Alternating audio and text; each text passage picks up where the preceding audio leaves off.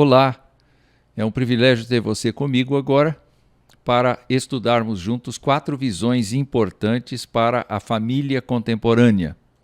Esta é a última exposição de uma série de 4. Você pode visitar o canal Laboratório Teológico e, naturalmente, se inscrever como membro do nosso canal e assistir às outras exposições que foram feitas tendo em vista a necessidade da família contemporânea.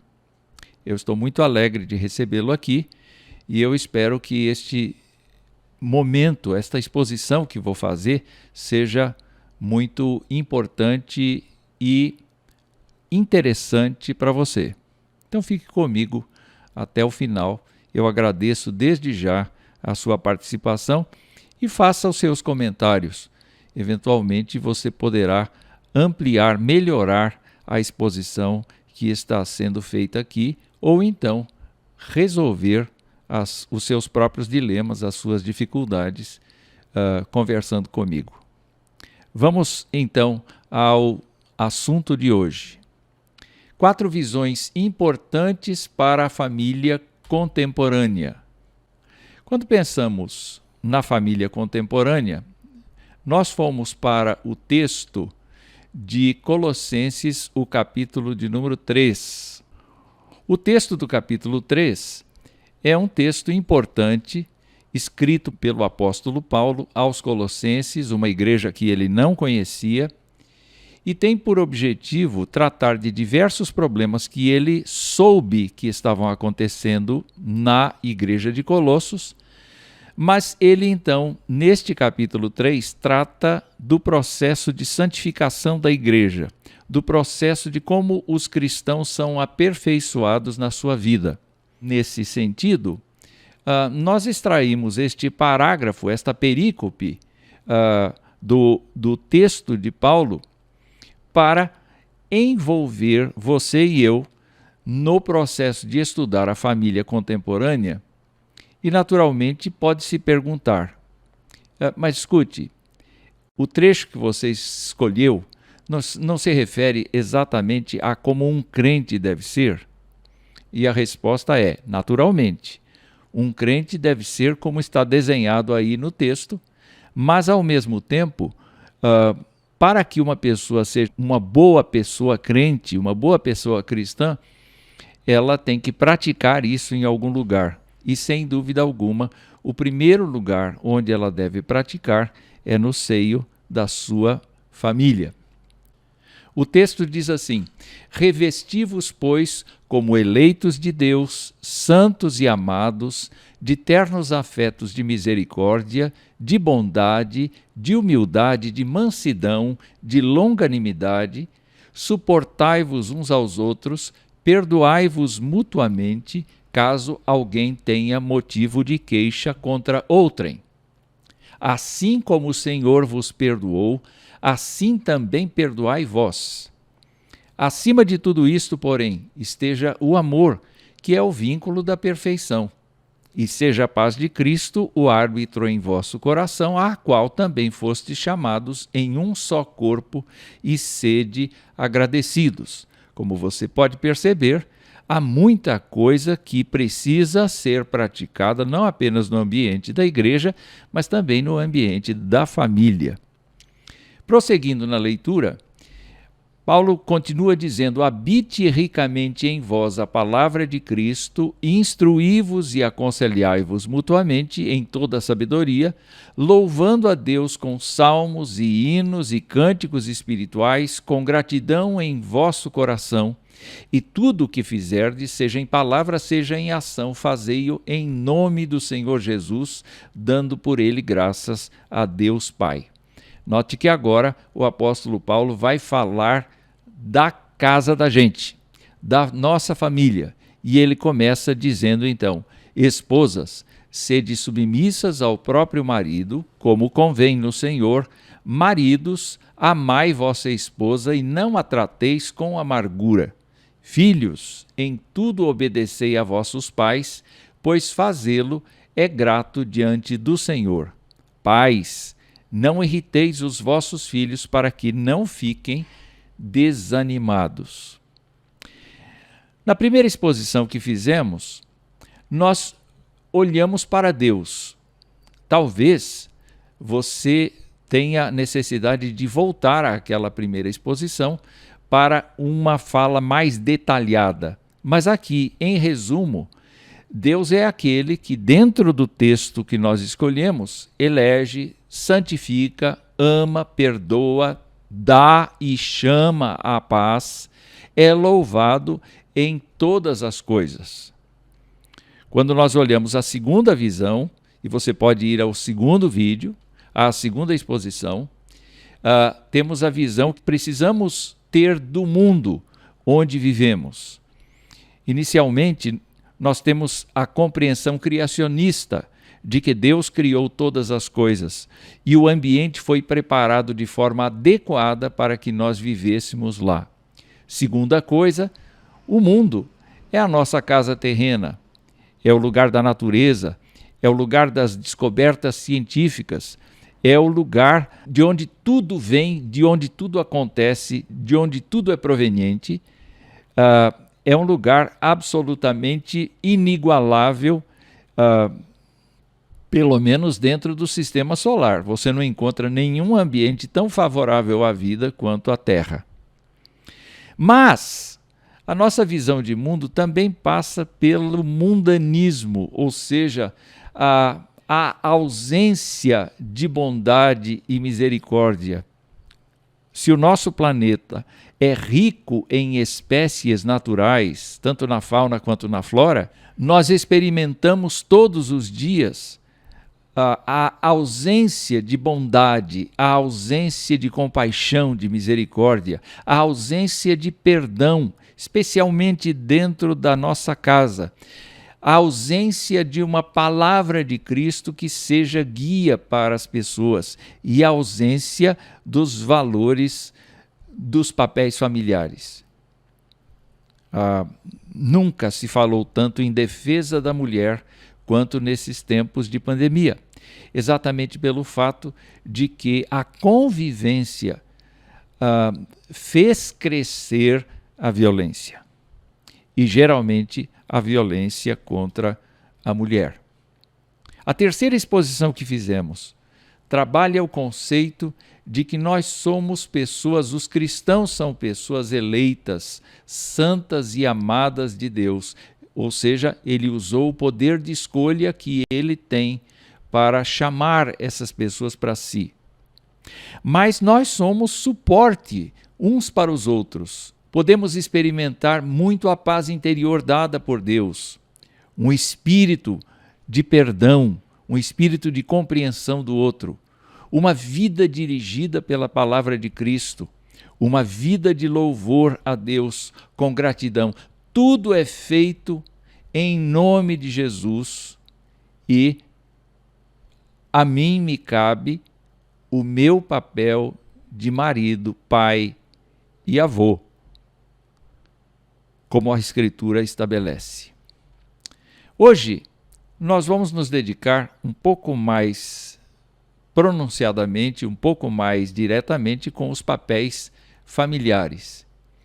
E nós vamos começar com os maridos. É claro que o texto nos falou inicialmente da esposa, que a esposa deve ser submissa como convém no Senhor. Mas em seguida o apóstolo Paulo usou: maridos, amai vossa esposa e não a trateis com amargura. Vejam, nesse texto, a vida conjugal não está contemplada na sua totalidade, segundo o que ensina a Escritura. É apenas um aspecto que Paulo menciona aqui.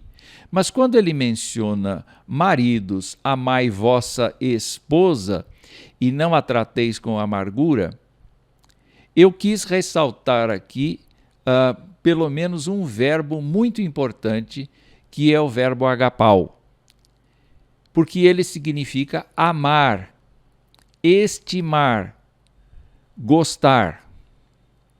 Quando Paulo fala aos Efésios, ele mostra que o marido deve copiar a pessoa de Jesus Cristo, O marido deve perceber na pessoa de Jesus Cristo o trato adequado que deve ter para com a sua esposa.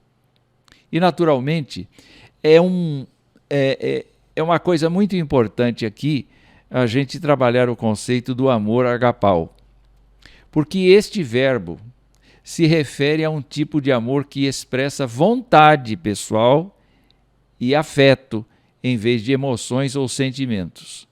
Quer dizer, se eu casei com uma mulher, qual foi a minha motivação para casar com ela? Foi a atração física?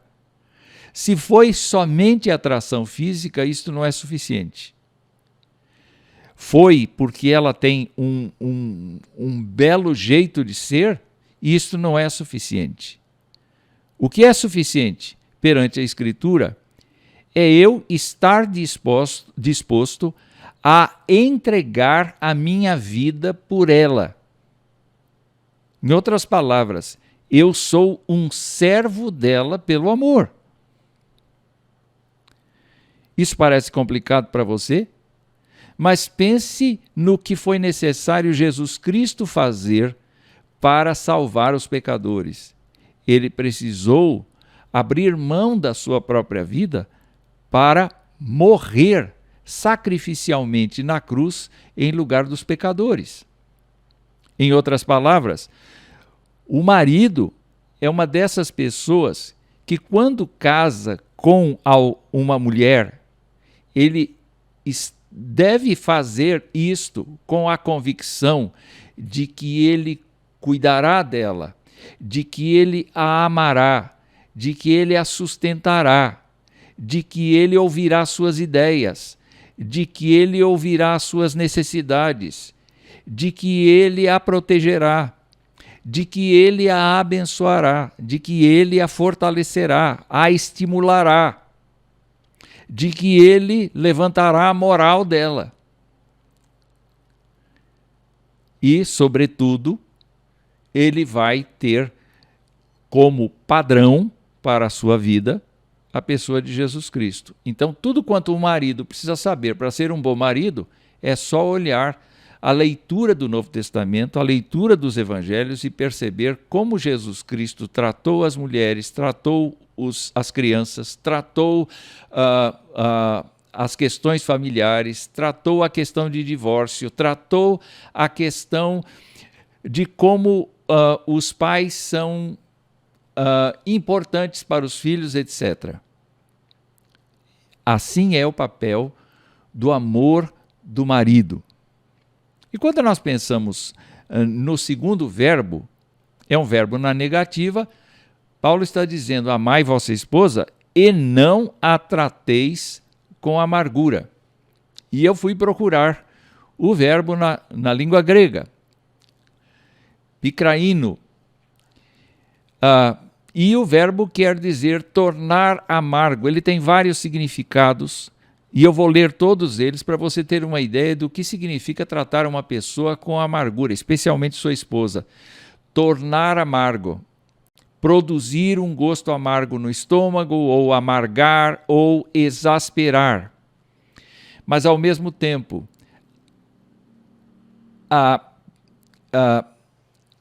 tornar-se furioso, indignado, estar amargurado, irritado, visitar com amargura, sofrer, no caso, tratar amargamente. O apóstolo está dizendo que o amor não permite o desprezo, o amor não permite a desonra, o amor não permite que uma pessoa seja inconveniente, o amor não permite que uma pessoa seja mentirosa ou adúltera, enganando o seu cônjuge. Há uma série de implicações, naturalmente, e isto pode gerar na pessoa, na esposa, no caso específico, uma crise violenta de ódio, de amargura. Eu sei de histórias de homens que conseguiram destruir a vida de sua esposa por conta de desprezo, por conta de traição, por conta de subestimar a importância da esposa, por conta de destratar a esposa e, naturalmente, por conta da violência, não apenas física, mas especialmente a verbal. Então, o apóstolo está dizendo que o meu papel como marido é justamente tentar ser uma pessoa cada vez mais necessária para minha esposa, no sentido de incentivá-la, de honrá-la, de compreendê-la, de buscar o bem dela. Não é nada fácil ser marido. Mas também não é nada fácil ser esposa. Porque o papel da esposa aqui está mencionado como: esposas, sede submissas ao próprio marido, como convém no Senhor. Então, a palavra usada para submissa é uma palavra composta. É upo mais tasso, que significa organizar sob, subordinar, sujeitar, colocar em sujeição, sujeitar-se, obedecer, submeter ao controle de alguém, render-se à admoestação ou conselho de alguém, obedecer, estar sujeito. Quando a gente olha para isto, naturalmente a gente não olha, não pode olhar sem ver o papel do marido antes.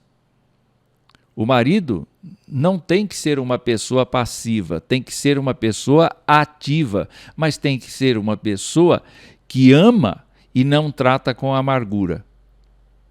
Ora, estar submissa, na verdade, é estar debaixo de uma missão. E neste caso, a missão do marido é ser uma grande pessoa, é ser uma pessoa honrada, é ser uma pessoa abençoadora, é ser uma pessoa fortalecedora. E neste caso específico, o grande papel da mulher é empurrar este homem, o seu marido, o seu esposo, no sentido de que ele venha a cumprir o seu papel. Por quê?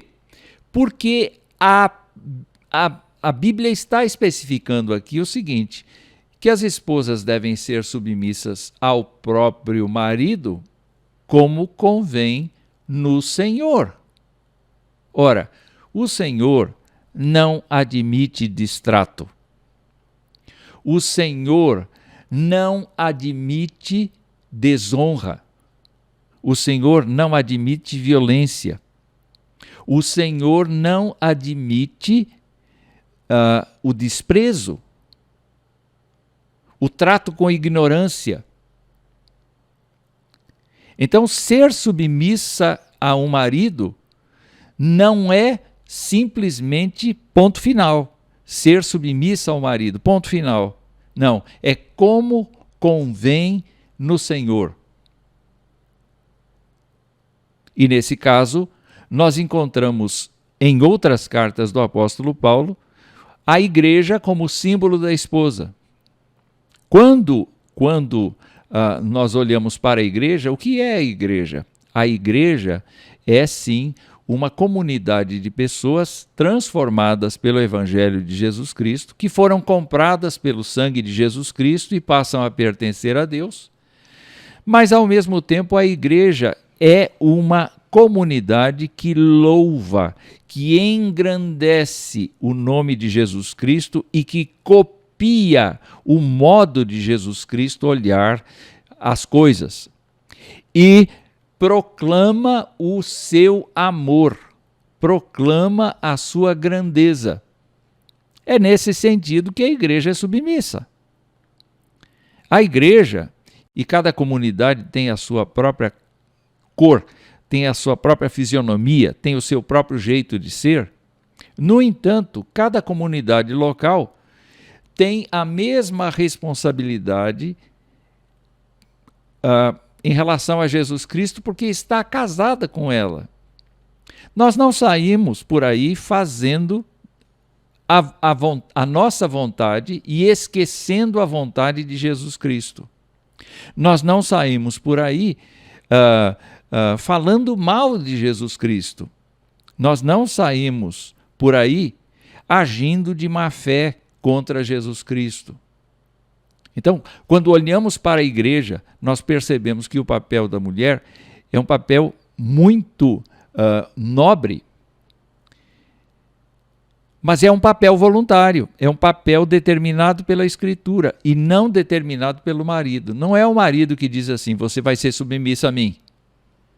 Não, é a Bíblia quem está dizendo, olha, trabalhe o seu espírito, trabalhe o seu interior no sentido de cooperar com seu marido, no sentido de se sentir debaixo das asas do seu esposo. Empurre-o para ser uma grande pessoa e, ao mesmo tempo, ouça os seus conselhos. Tenha prazer nas conversas com ele.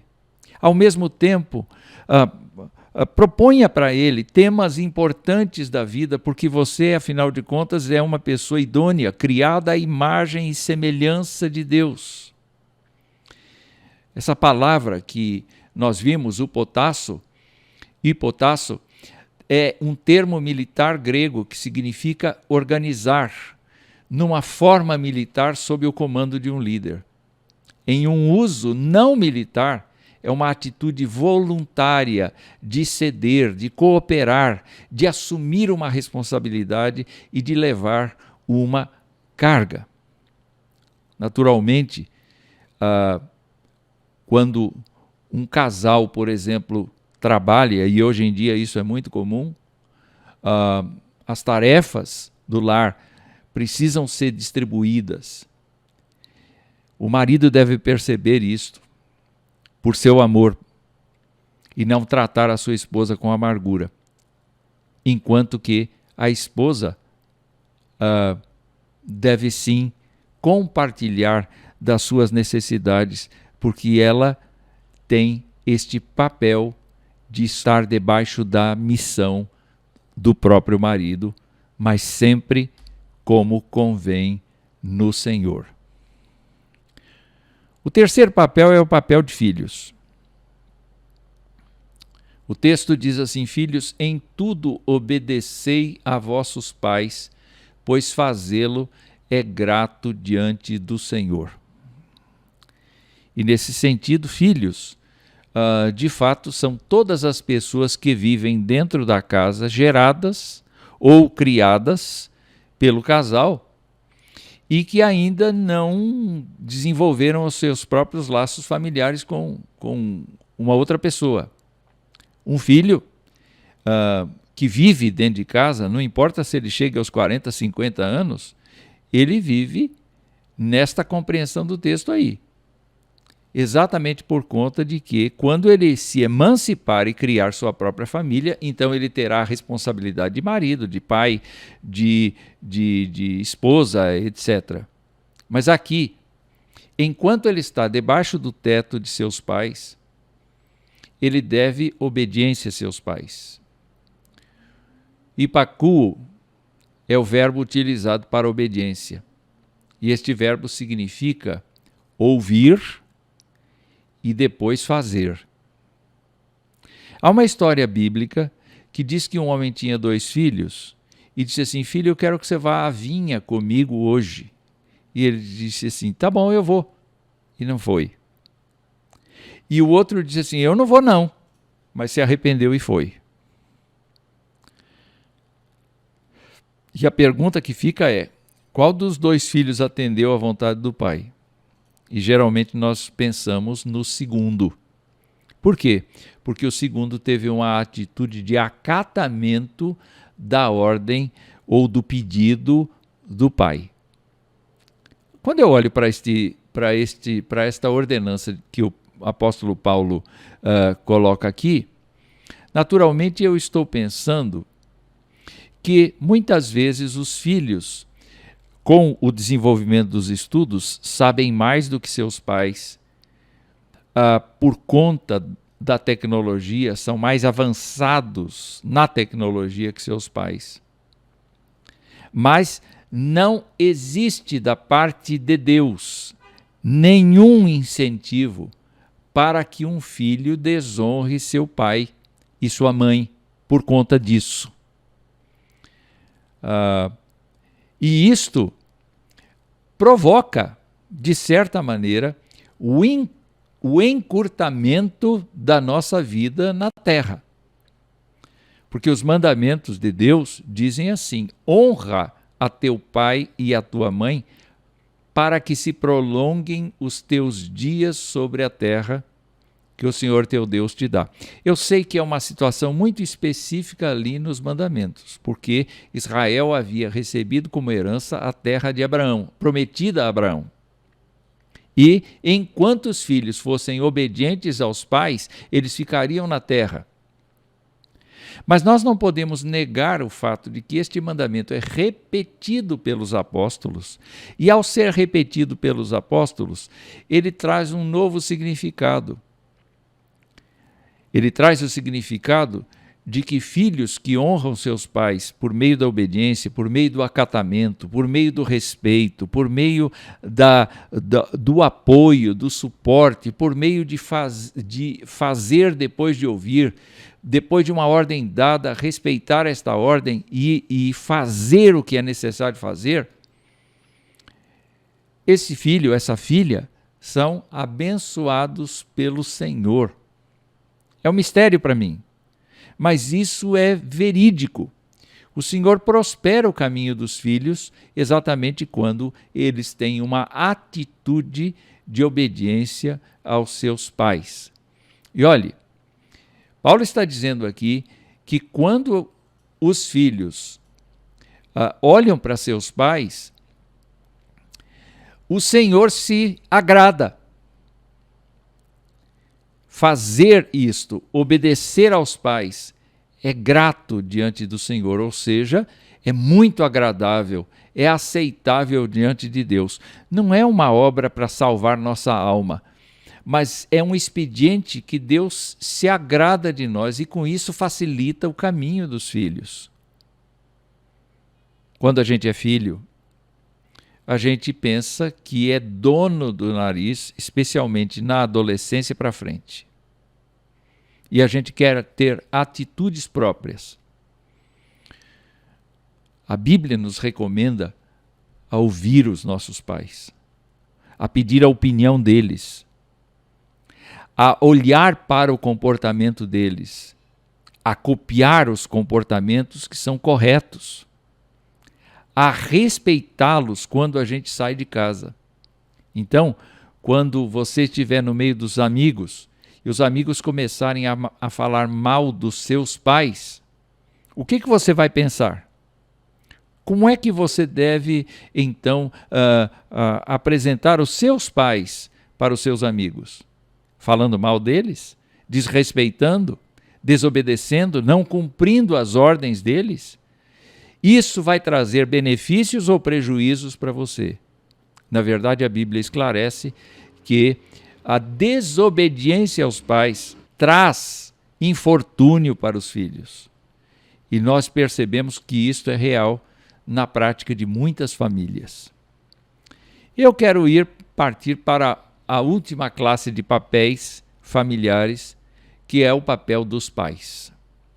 Porque os pais, na verdade, estão com uma responsabilidade imensa nos seus ombros.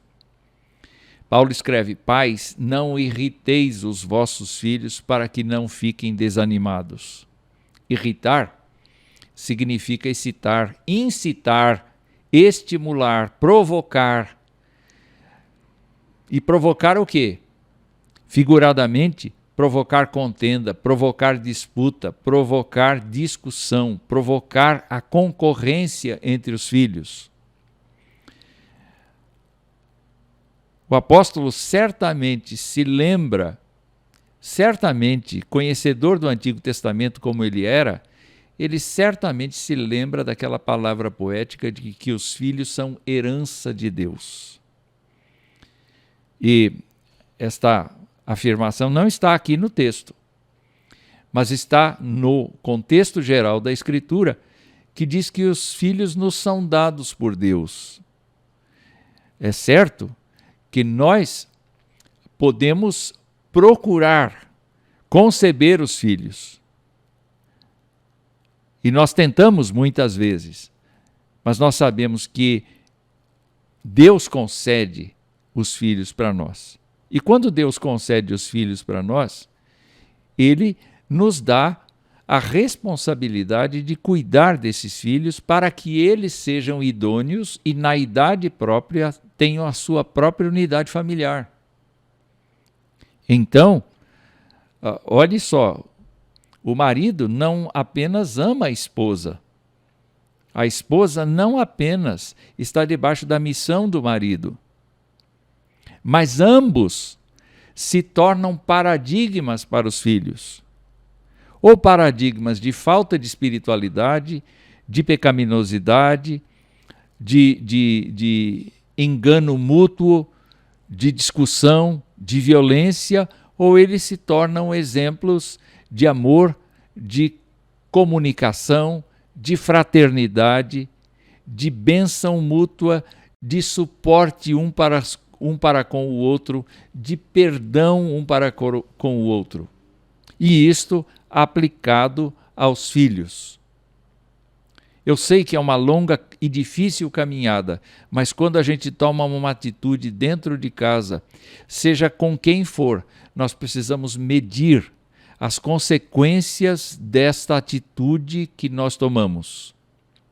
Porque nós podemos abater os nossos filhos, criar complexos de inferioridade ou de superioridade nos nossos filhos e fazer com que os nossos filhos sejam pessoas detestáveis no futuro se nós formos falsos com eles, desatenciosos com eles, não olharmos para suas necessidades e não soubermos tratá-los com amor conjugado com disciplina. A Escritura nos mostra que uma criança entregue a si mesmo se torna uma vergonha para os seus pais. Então, o que podemos pensar a respeito deste tema? Nós podemos, sim, se não prestarmos atenção, tratar os nossos filhos de tal maneira que eles venham a nos detestar. Eu sei que há vários momentos na vida da família em que há choques e alguns choques muito violentos. Choques verbais, choques de opinião, choques de discussão. Mas, depois da minha longa vida, eu pude perceber que estas fases desaparecem. E se nós tivermos sido bem canalizados por nossos pais, nós vamos ter amizade fraterna entre os irmãos, entre os nossos descendentes. Então, o papel dos pais é de muita responsabilidade. Se os filhos têm que obedecer os pais têm que saber mandar. Se os filhos têm que acatar as ordens dos pais, os pais têm que compreender a evolução dos seus filhos. A evolução intelectual, a evolução moral, a evolução espiritual, a evolução física, emocional dos seus filhos. Então há muito trabalho pela frente. E eu acredito que quando nós prestamos atenção no papel de cada um de nós, a família é abençoada por Deus, porque Deus sempre se dispôs a abençoar aqueles que seguem os seus ensinos. Eu espero que, então, nesta exposição muito rápida, você tenha percebido que para a nossa família é necessário que a gente tenha a visão de um Deus amoroso que quer governar a nossa vida. você tenha a visão de que o nosso mundo necessita de famílias melhores, necessita de famílias mais bem estruturadas. Que você tenha uma visão de si mesmo, de uma pessoa perdoada por Deus e de uma pessoa tratada pelo Espírito Santo de Deus. E que, se não é casado, não importa se é homem ou se é mulher, tem o mesmo valor diante de Deus. Quando casados, aí nós percebemos que existem papéis que devem ser cumpridos por cada um dos cônjuges, dos pais e dos filhos. O marido deve amar sua esposa e não a tratar com amargura. A esposa deve ser submissa ao seu próprio marido, como convém no Senhor. Os filhos devem obedecer em tudo a seus pais, porque isto é agradável a Deus. E os pais devem educar os seus filhos para que eles não sejam irritados, deixados de lado. E assim, com toda certeza, eles não estarão desanimados, eles não estarão abatidos, eles não terão uma vida desestruturada no futuro. Eu desejo que Deus abençoe a sua vida. Se você é uma pessoa casada, que Deus abençoe a sua casa, a sua família. Se você é um filho, uma filha, que você saiba respeitar, honrar os seus pais, porque isso é agradável ao Senhor. E, enfim, que a nossa família seja muito abençoada.